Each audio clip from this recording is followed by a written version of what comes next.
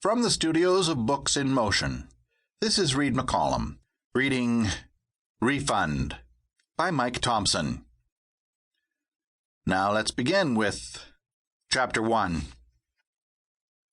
There is no hunting like the hunting of man. Ernest Hemingway. The harsh ringing of the phone took the voluptuous naked blonde woman's lips away from Roger Payne's earlobe, and she disappeared with the rest of his dream.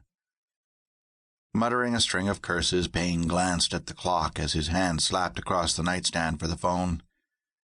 "This better be pretty damned important to be waking me up at 2:15 in the son of a bitching morning," he growled into the receiver.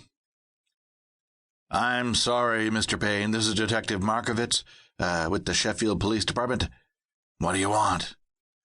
"Mr. Payne, we're down at your office. I'm afraid there's been a break-in, and the place is a real mess. We'd like you to come down here as quickly as you can." Payne was suddenly alert. "Break-in? You mean a burglary?" "That's correct." "I'll be right down." "Fine, Mr. Payne, but please follow my instructions. They are very important. We think the perpetrator is still in the building, and we have men working the area.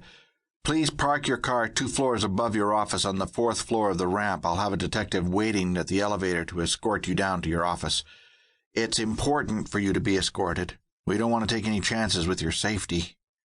"I'll be there in 15 minutes, Payne answered, slamming down the phone. "Damn.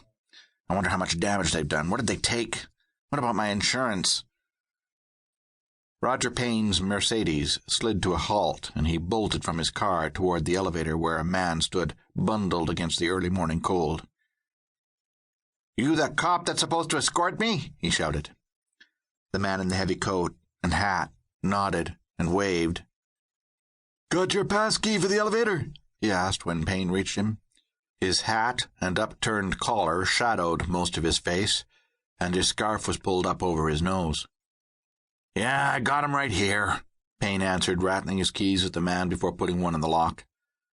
The elevator door opened, and the man motioned for Payne to enter. The doors closed, and the man in the heavy coat reached down and pushed the stop button.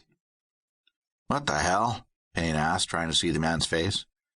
The man's eyes narrowed above the scarf. "How are you, Roger?" Payne looked closely at what he could see of the man's face. "Do I know you?" "Yes and no." "What do you mean by that shit? Take the damn scarf down so I can see your face," Payne demanded, reaching toward the man's face. The man slapped Payne's hand aside. "When the time comes," he growled.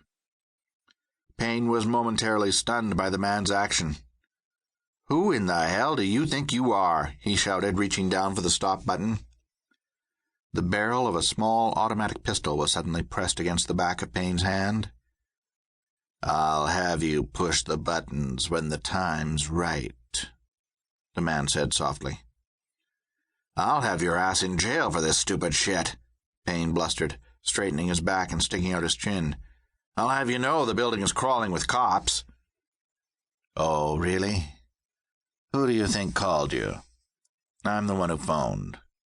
We're all here, Roger." The man's hand made a quick move, cracking the barrel of the pistol sharply on the back of Payne's hand.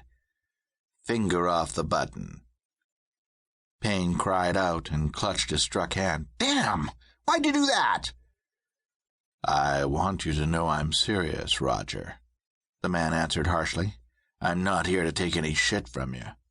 I'm here to ask you some questions, and I want honest answers." Payne opened his fingers and looked at the trickle of blood moving across the back of his injured hand. "Damn, that hurts like hell. You're not going to get away with this. I'll see your ass in jail." The man snorted in derision. "We're going down to your office. It's warmer. Now you can push the button."